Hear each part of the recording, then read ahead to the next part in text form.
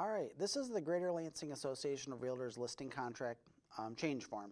Now, this document is the document that you're going to use to make any changes on a listing once you've gone live on the market with it. How you use this document really is going to be up to you.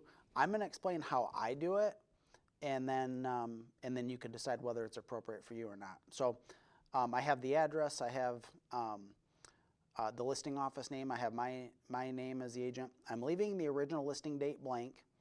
I'm leaving the effective date blank. I'm leaving the MLS. We don't have an MLS number yet, so that's certainly blank.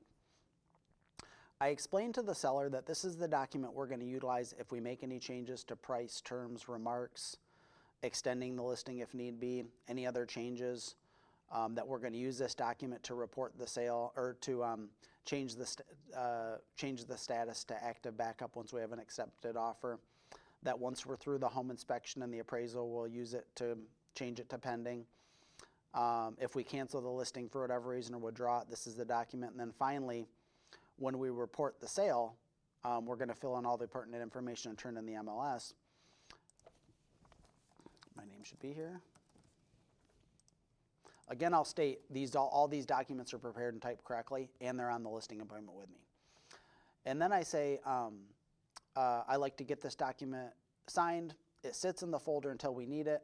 I promise I will not make any changes without your directive, and then it just sits in the file until we need it, and then we use it. So I get this signed at the time of the listing.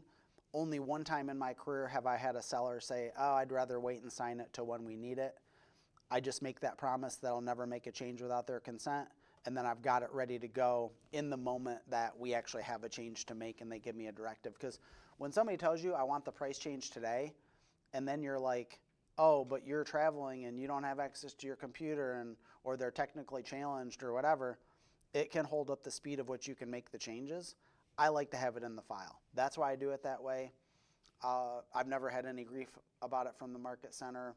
Of course, I don't make changes without seller consent either, so I've never had an issue, but this is in my file and ready to go for when I need it. Okay, that's it, Dave.